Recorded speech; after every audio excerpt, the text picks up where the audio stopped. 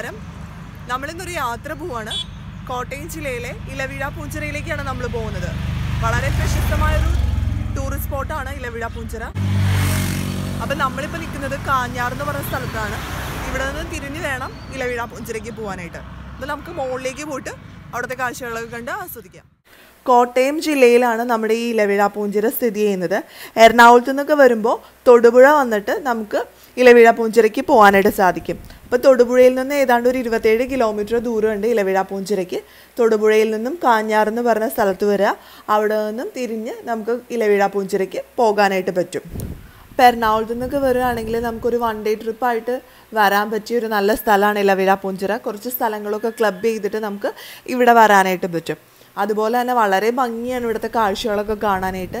സിനിമക്കാരുടെയൊക്കെ ഒരു favourite location കൂടിയാണ് ഇലവിഴ പൂഞ്ചിറ എന്ന് പറയുന്നത്. തൊടുപുഴയിൽ നിന്നും കാഞ്ഞാർ വരെയുള്ള റോഡ് നല്ല റോഡാണ്, യാതൊരു കുഴപ്പമില്ല. നല്ല സ്മൂത്തായിട്ട് നമുക്ക് ഡ്രൈവ് ചെയ്ത് പോകാൻ പറ്റും. കുറച്ച് വളവുകളും തിരിവുകളും ഒക്കെ ഉണ്ട്, എന്നാലും നല്ല സ്മൂത്ത് ഡ്രൈവിങ് സാധ്യമാവുന്ന ഒരു റോഡാണിത്. ഇതാണ് കാഞ്ഞാർ എന്ന് പറയുന്ന സ്ഥലം.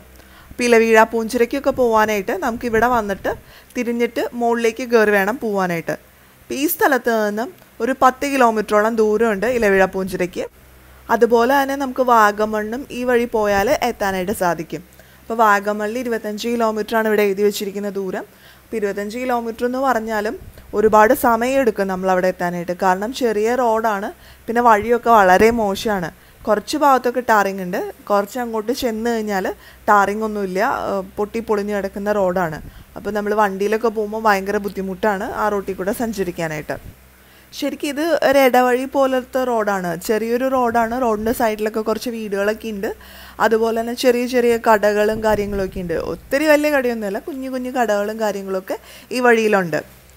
അപ്പോൾ നമ്മൾ കൂടുതൽ ഉള്ളിലേക്ക് ചെല്ലുന്തോറും ജനവാസമൊക്കെ കുറഞ്ഞു വരികയാണ്. കുറച്ച് വീടുകളായി തുടങ്ങി. ആദ്യമൊക്കെ ഒരുപാട് വീടുകളൊക്കെ നമ്മൾ കണ്ടിരുന്നു. പിന്നെ അങ്ങോട്ട് ചെല്ലുന്തോറും വീടുകളുടെ എണ്ണമൊക്കെ കുറഞ്ഞു വരികയാണ്. കുറച്ചധികം പറമ്പ്, അതിന് നടുക്കായിട്ടൊരു വീട്, ആ ഒരു രീതിയിലാണ് ഇവിടുത്തെ വീടുകളൊക്കെ.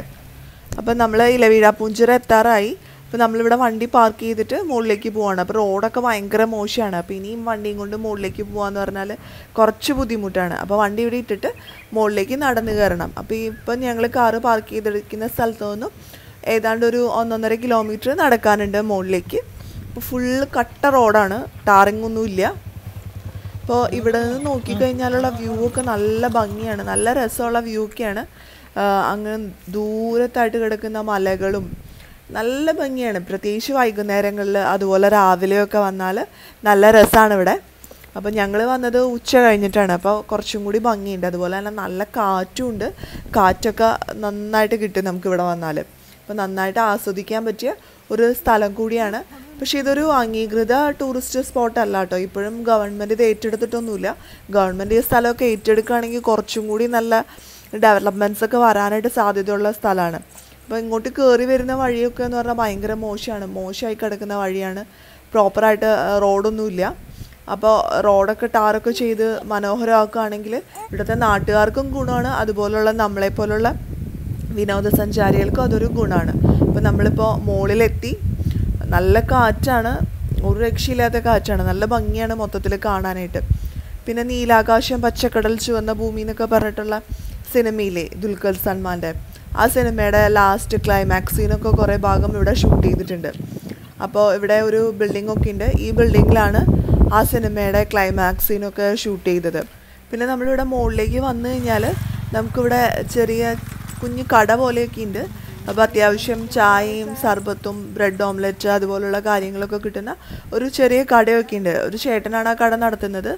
അപ്പോൾ അത്യാവശ്യം വേണ്ട കുറച്ച് സാധനങ്ങളൊക്കെ നമുക്കിവിടെ വന്നാൽ കിട്ടും. കാരണം കുറച്ച് ദൂരം നമ്മൾ നടന്നൊക്കെ കയറി ക്ഷീണിച്ച് വരുമ്പോൾ ഈ കട വലിയൊരു അനുഗ്രഹമാണ്. പിന്നെ ഇവിടെ നിന്ന് നോക്കിക്കഴിഞ്ഞാലുള്ള ദൃശ്യം എന്ന് പറയുന്നത് അതിമനോഹരമാണ്. ഇലവിഴ പൂഞ്ചിറ എന്ന് പേര് വന്നതിന് പിന്നിലൊരു ഐതിഹ്യമുണ്ട്.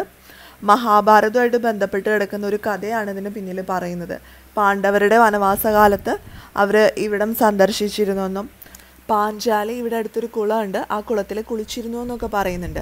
അതുപോലെ തന്നെ പാഞ്ചാലിയുടെ സൗന്ദര്യത്തിൽ ആകർഷിതരായിട്ട് ദേവന്മാരൊക്കെ വന്നു. അപ്പോൾ അതറിഞ്ഞ ഇന്ദ്രദേവൻ ഈ ഭാഗം, ഈ കുളത്തിന് ചുറ്റുമുള്ള ഭാഗം മലകളാൽ ഒരു സംരക്ഷണ കവചം പോലെ, ഒരു ഭിത്തി പോലെ പണിതു എന്നൊക്കെയാണ് പറയുന്നത്. അതുപോലെ തന്നെ ഈ ചിറയ്ക്ക് ചുറ്റും മരങ്ങളൊന്നുമില്ല. അപ്പോൾ അതുകൊണ്ട് തന്നെ ചിറയിൽ ഇലകളൊന്നും വീഴില്ല. അപ്പം അതുകൊണ്ടാണ് ഈ സ്ഥലത്തിന് ഇലവീഴാ പൂഞ്ചിറ എന്ന പേര് വന്നതെന്നാണ് ചരിത്രം പറയുന്നത്.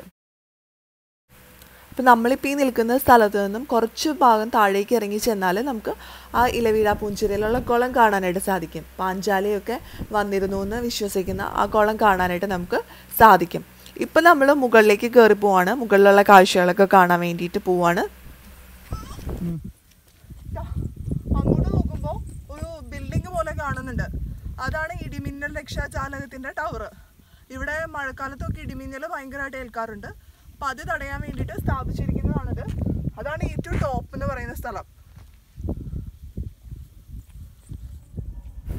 അതുപോലെ തന്നെ സൂര്യോദയവും സൂര്യാസ്തമയവും ഒക്കെ കാണാൻ പറ്റിയ നല്ലൊരു സ്ഥലം കൂടിയാണ് ഈ ഇലവീഴാ പൂഞ്ചിറ. അതിമനോഹരമായ സൂര്യോദയം നമുക്ക് കാണാൻ പറ്റും രാവിലെ വരികയാണെങ്കിൽ. അതുപോലെ വൈകുന്നേരങ്ങളിൽ കുറച്ച് നേരത്തെയൊക്കെ വരണം.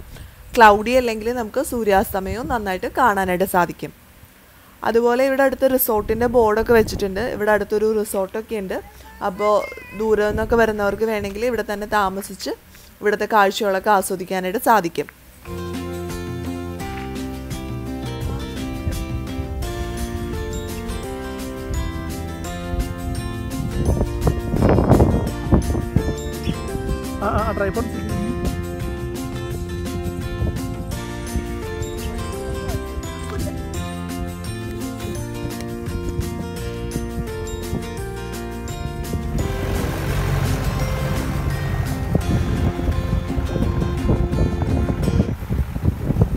അപ്പോൾ ഇവിടുത്തെ കാഴ്ചകളൊക്കെ ആസ്വദിച്ച് നിന്ന് നേരം പോയത് അറിഞ്ഞില്ല. ഇപ്പോൾ സന്ധ്യയായി തുടങ്ങി, ശരിക്കും ഇരുട്ടായി തുടങ്ങി. അപ്പോൾ ഇനി ഇവിടെ നിന്ന് കഴിഞ്ഞാൽ നമ്മൾ തിരിച്ചിറങ്ങുമ്പോൾ കുറച്ച് ബുദ്ധിമുട്ടുണ്ടാവും. അപ്പോൾ നമുക്കിപ്പോൾ ആ ഇലവീഴാ പൂഞ്ചിറയിലെ ആ കുളം കാണാനായിട്ട് സാധിച്ചില്ല. കുറച്ച് താഴേക്ക് ഇറങ്ങി പോകണമായിരുന്നു. അപ്പോൾ സന്ധ്യ ആയതുകൊണ്ട് ഞങ്ങൾ താഴേക്ക് ഇറങ്ങിയില്ല. നമ്മളിവിടുത്തെ കാഴ്ചകളൊക്കെ കണ്ട് തിരിച്ചിറങ്ങുകയാണ്. ഇപ്പോൾ നേരം ഇരുട്ടായി തുടങ്ങി. അപ്പോൾ നമ്മളിനി അധികം നേരം നിൽക്കുന്നില്ല, തിരിച്ചു പോവാണ്. കുറച്ച് ദൂരമുണ്ട്. കുറച്ച് ദൂരം താഴേക്ക് ഇറങ്ങിയിട്ട് വേണം വണ്ടിയിൽ കയറാനായിട്ട്. വണ്ടി മുകളിലേക്ക് കൊണ്ടുവന്നില്ലായിരുന്നു. വണ്ടി കൊണ്ടുവരാൻ ഇത്തിരി പാടാണ്. റോഡൊക്കെ ഇങ്ങനത്തെ റോഡാണ്. അപ്പോൾ അതുകൊണ്ട് ഇത്തിരി ബുദ്ധിമുട്ടാണ്. അപ്പോൾ നമ്മുടെ ഇന്നത്തെ ഈ ഇലവീഴാ പൂഞ്ചിറയുടെ യാത്ര നിങ്ങൾക്ക് എല്ലാവർക്കും ഇഷ്ടപ്പെട്ടെന്ന് പ്രതീക്ഷിക്കുന്നു. ഇഷ്ടപ്പെട്ടാൽ ലൈക്ക് ചെയ്യണം. അതുപോലെ നിങ്ങളുടെ അഭിപ്രായങ്ങളും നിർദ്ദേശങ്ങളൊക്കെ താഴെ കമൻറ്റ് ബോക്സിൽ പറയണം. പിന്നെ നമ്മുടെ ഈ വീഡിയോൻ്റെ താഴെ റെഡ് കളറിലൊരു സബ്സ്ക്രൈബ് ബട്ടൺ ഉണ്ട്. അതും കൂടി ഒന്ന് പ്രസ് ചെയ്യണേ. അപ്പോൾ ഞാൻ പുതിയ വീഡിയോസൊക്കെ ഇടുമ്പോൾ നിങ്ങൾക്ക് നോട്ടിഫിക്കേഷൻ കിട്ടും. അപ്പോൾ നമുക്കിനി അടുത്ത വീഡിയോയിൽ വീണ്ടും കാണാം.